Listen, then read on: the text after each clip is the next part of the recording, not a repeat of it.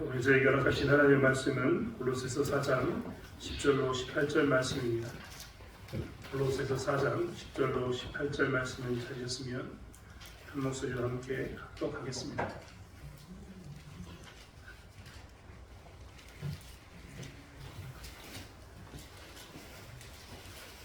골로새서 4장 10절로 18절 말씀 함께 읽겠습니다. 나와 함께 갇힌 아리스도고와 바나바의 생질 마가와 이 마가에 대하여 너희가 명을 받았음에 그가 이르거든 영접하라. 유수도라 하는 예수도 너희에게 문안하느니라.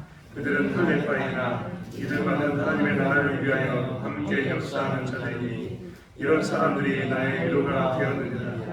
그리스도 예수의 종인 너희에게서 온 에바바가 너희에게 문안하느니라.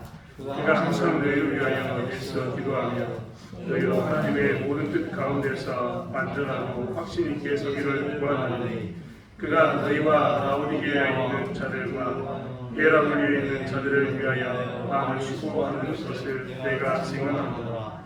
사랑을 받는 의사 누가와 또 데마도 너희에게 문안하느니라. 라오디게아에 있는 형제들과 눈바와 그 여자의 집에 있는 교회에 문안하고 이 편지를 너희에게서 읽은 후에 라오디게아인의 교회에게서도 읽게 하고 또 라오디게아로부터 오는 편지를 너희도 읽으라. 아키포에게 이르기를 주 안에서 받은 직분을 삼가 이루라 하고 하라. 나 바울은 지필로 문안하니 내가 매인 것을 생각하라. 은혜가 너희에게 있을지어다. 아멘. 골로새 교회는 말씀드린 것처럼 자생한 교회였다라고 말씀드렸습니다. 사도 바울이 사도들이 전한 게 아니라 사도의 복음을 들었던 그 다음 사람들이 세운 교회가 골로새 교회였습니다. 사도 바울은 이제 그 교회의 마지막으로 편지를 쓰고 있습니다.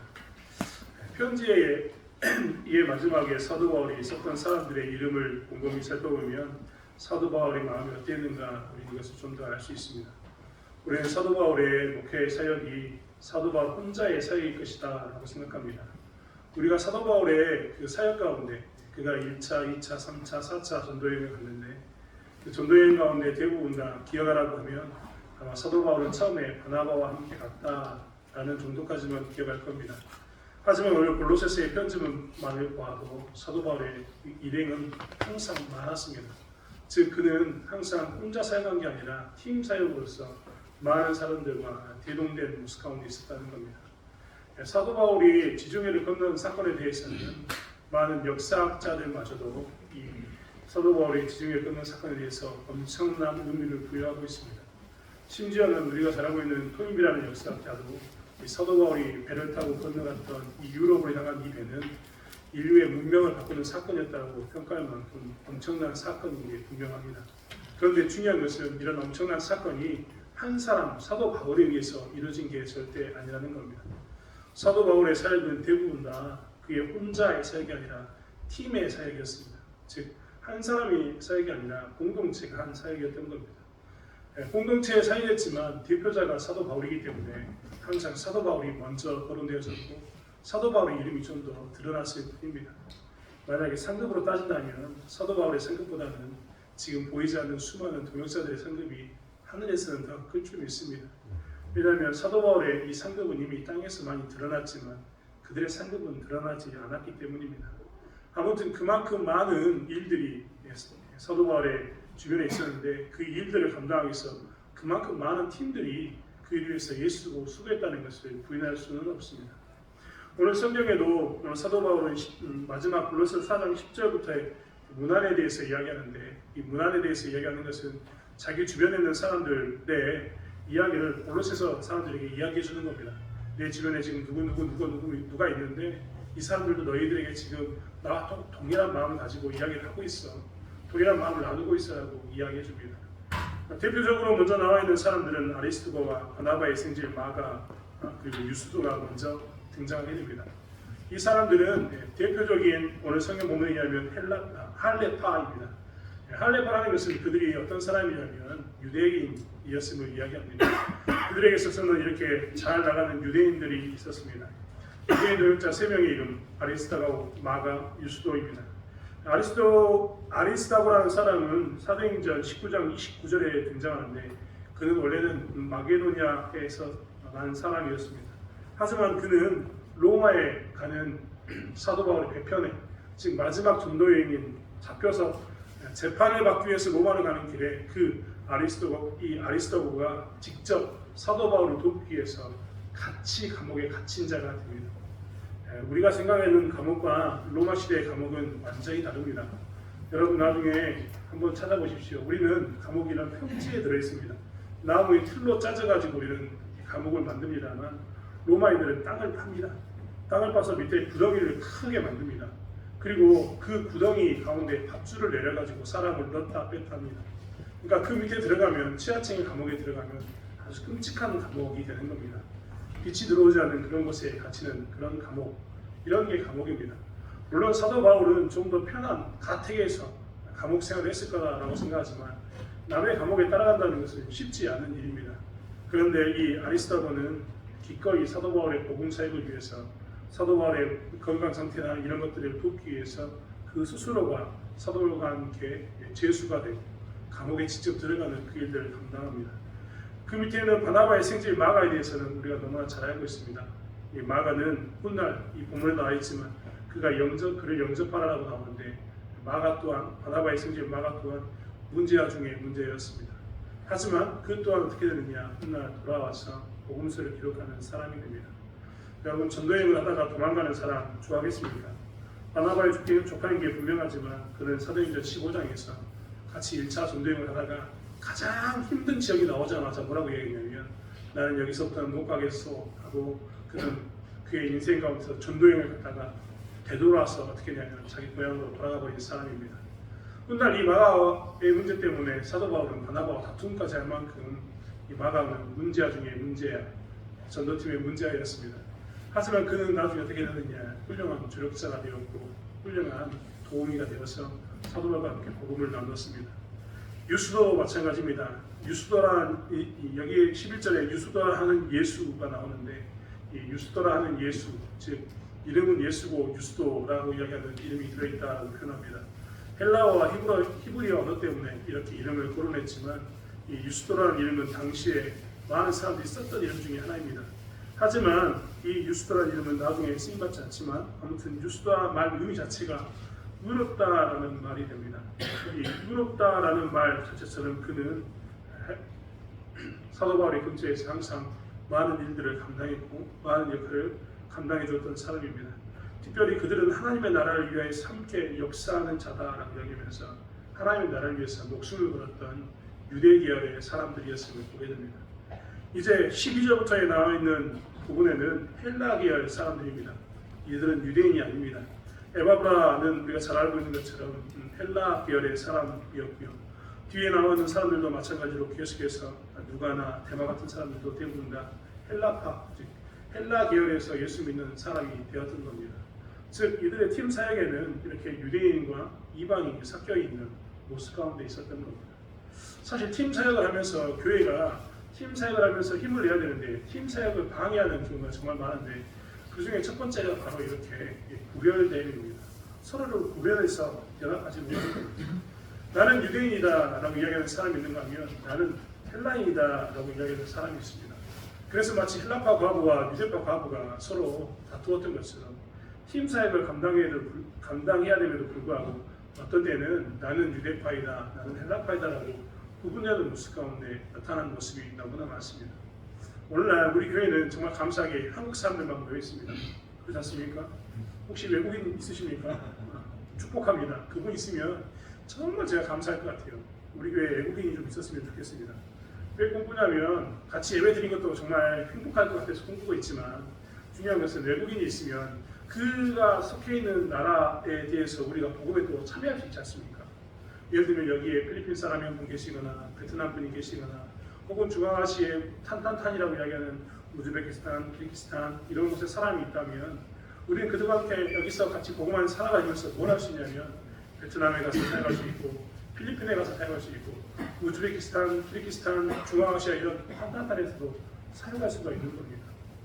여러분 말이라는 게 그렇습니다.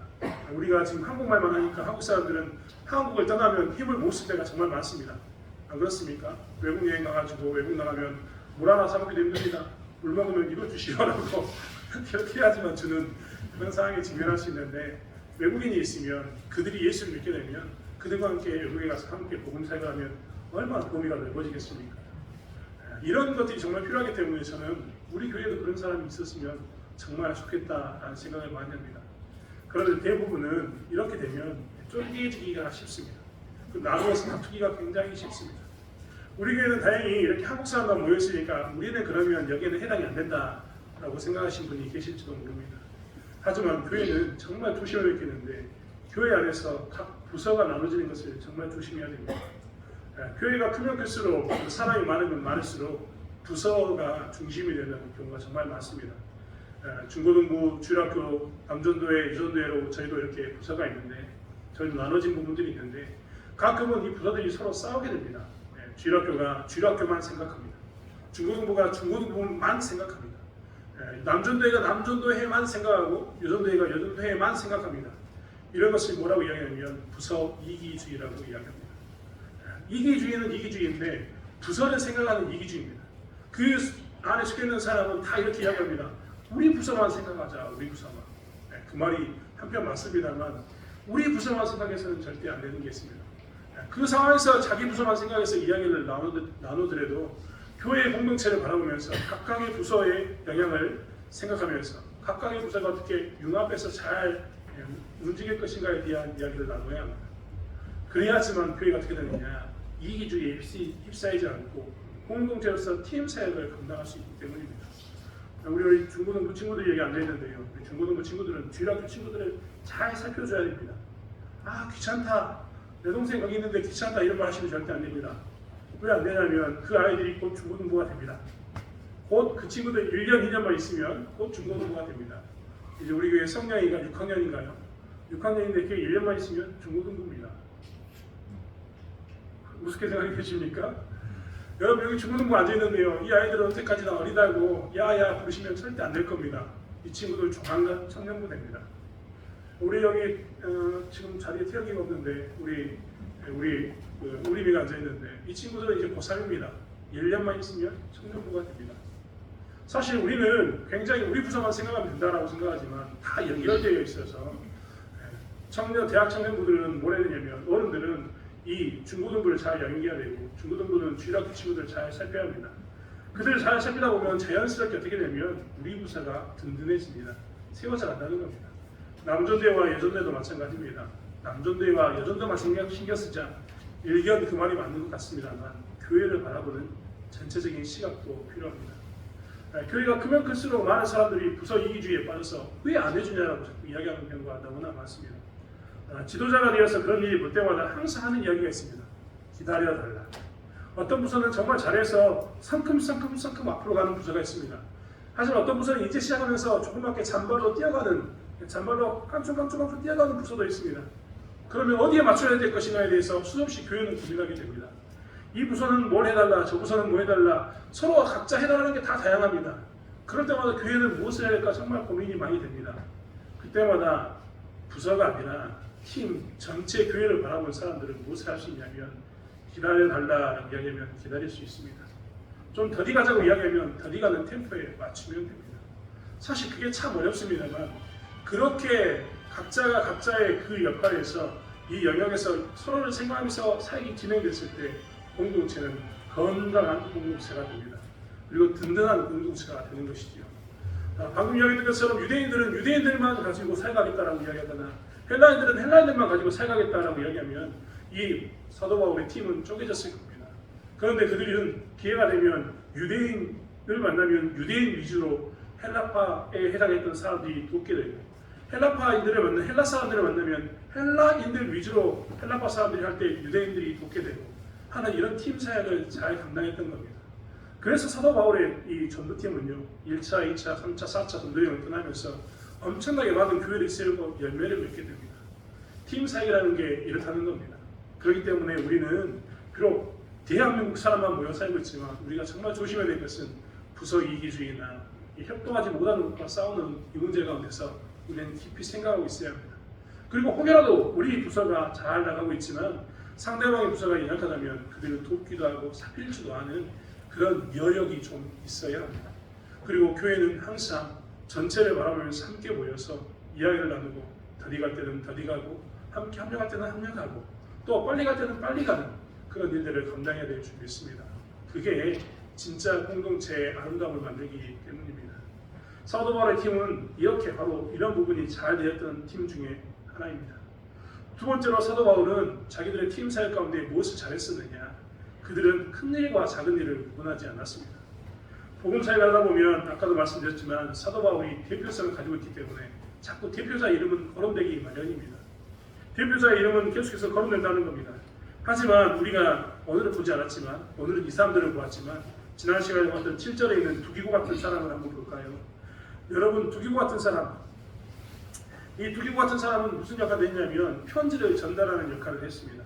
많은 사람들은 참 정말 이러면 안 되는데 시선이 부정적인 사람들이 꼭 있습니다. 그 사람들은 이렇게 표현합니다. 두기고 너는 일평생 사도 바울과 함께 다니더니 하는 일이 고작 편지를 전달하는 일이냐. 이런 식으로 뭘 하냐면 같은 팀 사역하는 사람들의 그 팀 사역의 안에서 큰 일과 작은 일을 구분해서 마치 큰 일을 하고 있으면 그게 어떤 게 큰 일인지 모르지만 드러나는 자리에 있으면 그게 큰 일이라 생각하고 그를 높이는 반면에 이렇게 편지를 전하고 있거나 하고 있다면 사람들이 그것을 폄하합니다.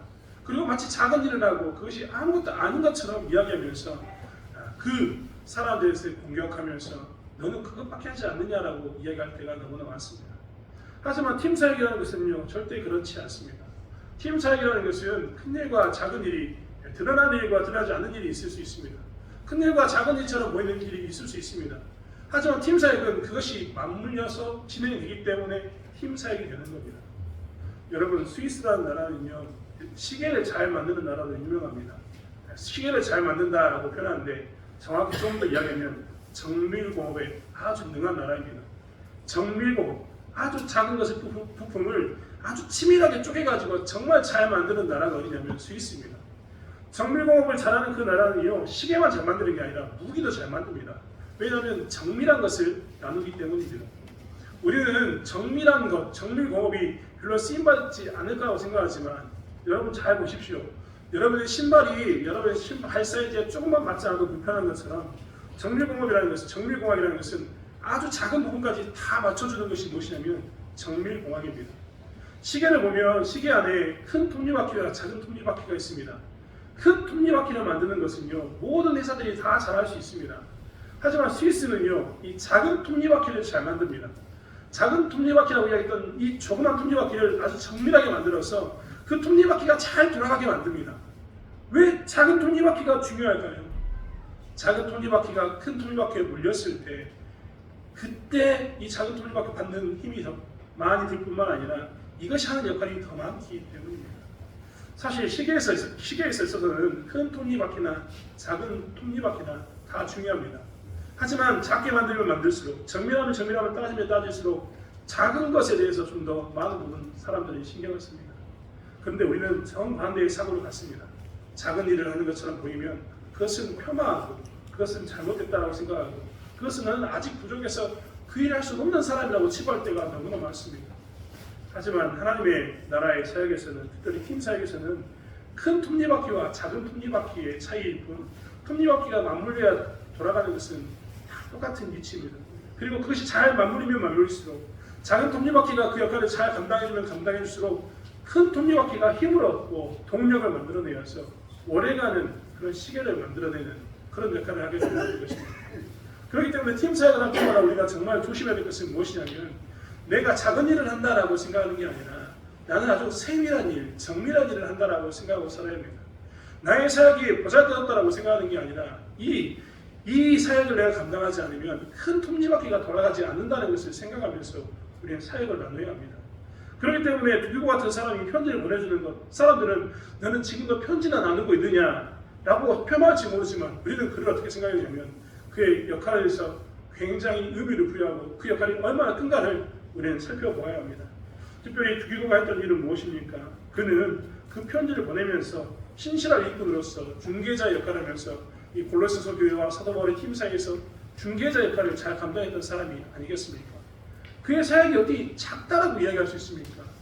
그의 사역은 귀중한 사역이었고 그가 만약에 빠져버린다면 사도 바울 팀은 사도 바울 팀대로 고로스서 교회는 고로스의 사람들대로 각각 단세가 가지고 돌아가는 엉망진창이 되는 서로 합력할 수 없는 그런 모습 가운데 놓이는 것이 그들의 모습이었습니다. 그렇기 때문에 공동체가 팀 사역을 할 때 정말 조심해야 될 것은 무엇이냐면 큰 일과 작은 일을 구분하지 않는 것.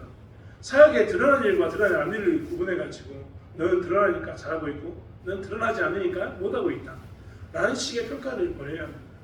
우리는 공동체이지 함께 영광을 받는 사람들이지 따로 영광을 나눠받는 사람들이 절대 아니기 때문입니다.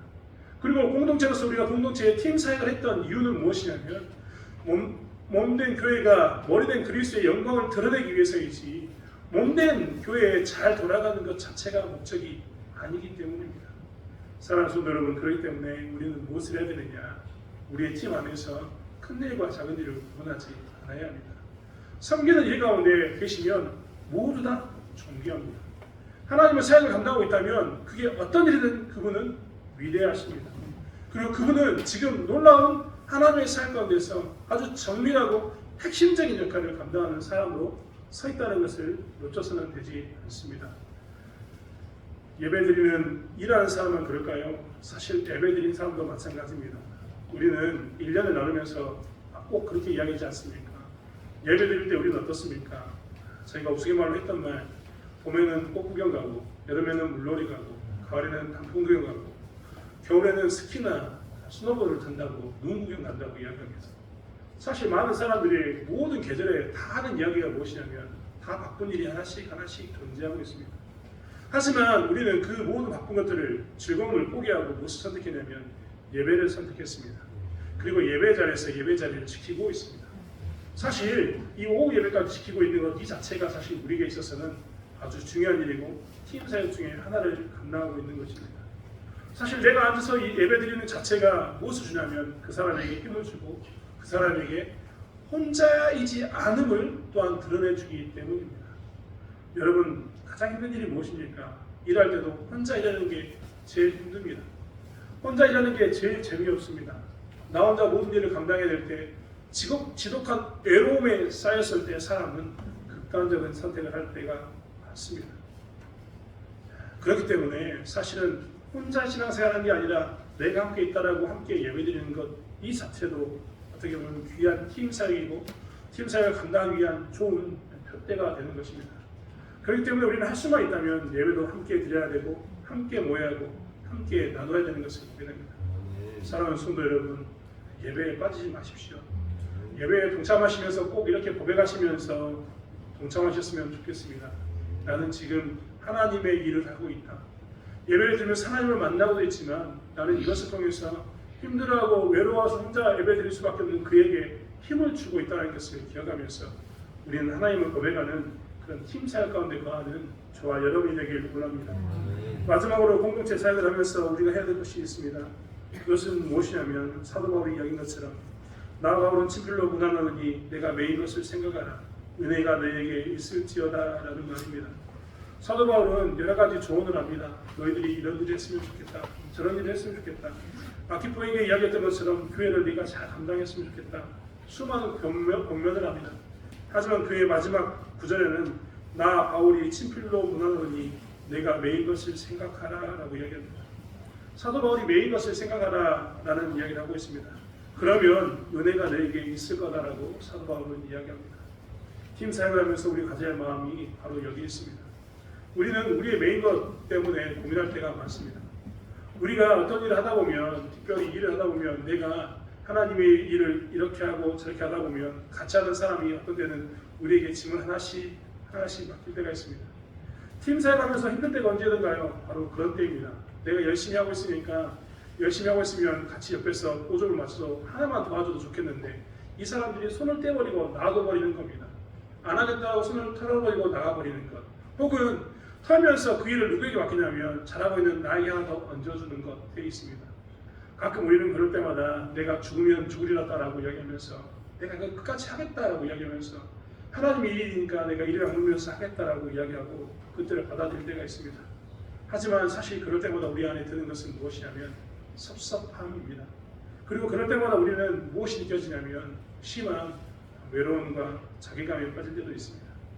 내가 너무나 착하게 살아서 내가 무조건 한다라고 이야기하니까 내가 신앙인이기 때문에 그런 사람들이 안 와서 이 사람들이 자꾸 나를 속된 표현으로 호구 삼아서 나에게 일을 맡기는가, 나에게 다 떠넘기고 자기들은 하지 않으면서 자기들은 하지 않은 상태에서 함께 영광만 받으려고 하는 것은 아닌가라고 우리 스스로가 생각하기에 억울할 때가 생긴다는 겁니다. 그러면 그때 우리도 어떤 마음이 드냐면 그럼 나도 하지 않아야겠다, 그럼 나도 하지 않겠다라는 부정적인 생각이 들 수밖에 없습니다. 왜 그럴까요? 힘드니까요. 어려우니까요. 같이 하고 있는데 나는 열심히 하고 있는데 옆에서 놀고 있습니다. 분명히 예전에 같이 했었는데 이제 자기는 이런저런 이유를 대면서 그만둔다고 하지 않고 놀고 있습니다. 그러면 나는 상대적으로 어떤 마음이 드냐면 내가 너무 이 사람들에 비해서 내가 너무 호구로 사는 건 아닌가 라는 생각이 들면서 그때마다 우리도 포기하고 싶은 생각이 든다는 겁니다. 사도 바울은 오히려 그것에 대해서 이렇게 얘기하고 있습니다. 내가 메인 것을 생각하라. 나는 매여 있다라고 이야기합니다. 사도 바울은 자기의 복음 사역 가운데 자기가 매여 있다라는 것을 이야기하면서 내가 매여 있는 것을 생각한다면 너희들이 메인 받을 일에 대해서 내가 호구가 된 것은 아닌가. 남들은 다 오는데 굳이 나만 일을 해야 돼? 라는 마음이 들 때 어떻게 된다고요? 은혜가 너희에게 있을 것이다 라고 이야기합니다. 팀 사역을 하면서 사실 정말 중요한 사람은 바로 이런 사람입니다. 나의 매임 때문에 그가 은혜가 있다면 나는 기꺼이 매이는 삶을 쫓아가는 삶, 그리스도 때문에 매이는 것에 대해서 즐거워하면서 나의 매임이 은혜가 된다면 기꺼이 이 매임에 동참하는 삶을 사는 것이 팀 사역에 정말 필요한 것입니다. 팀 사역을 할 때 이렇게 매여있는 사람이 많으면 많을수록 사실은 무엇이냐면 그 매여있는 사람이 많으면 많을수록 우리는 좀 더 쉽게 은혜 가운데서 일할 수 있습니다. 자꾸만 우리가 매이고 싶지 않을 때마다 우리는 그렇기 때문에 팀 사역 가운데서 부지런히 영적인 싸움을 해야 될 줄 믿습니다. 나는 지금 팀 사역을 하고 있고 나의 매임은 그의 자유를 준다, 그에게 은혜를 준다는 것을 기억하면서 살아야 한다는 것입니다. 여러분 주일을 하면서 가끔 힘드십니까? 그럴 때마다 고백하십시오. 하나님, 나의 매임이 그들에게 은혜 되기를 원합니다. 하나님, 나의 매임이 누군가 매이는 것에 대해서 고민하고 힘들어하면서 그 매이는 것에 대해서 정말 그만둘까 하는 그 사람에게 은혜가 되기를 원합니다 라고 고백하시면서 사역하는 저와 여러분이 되기를 원합니다. 그랬을 때 교회가 든든히 서가게 되고, 그랬을 때 교회는 공동체성을 그리고 팀의 그 역할을 잘 감당하면서 하나님의 영광을 드러낼 줄 믿습니다. 오늘 우리 교회는 복음의 메인 사람이 있습니까? 복음에 매여서 은혜를 끼치려고 하는 사람이 있습니까? 그러한 삶을 살아가는 저와 여러분이 되었으면 좋겠습니다. 공동체의 팀 사역을 2023년도에도 교회가 정말 즐겁게 했으면 좋겠습니다. 각각의 부서가 협동하여서 공동체를 생각하면서 하나가 되는 시간을 2023년도에 많이 누렸으면 좋겠습니다. 크고 작은 일로 나누는 것이 아니라 우리가 얼마나 소중한가를 기억하면서 서로가 하나 되는 그런 2023년도의 공동체의 삶을 살아가는 저와 여러분이 되었으면 좋겠습니다. 그리고 나의 매임이 은혜가 된다면 기꺼이 매겠노라고 고백하는 그런 고백 가운데 공동체를 세워가는 저와 여러분이 되기를 원합니다. 기도하겠습니다. 하나님, 복음의 메인 사람으로 살고 있습니까?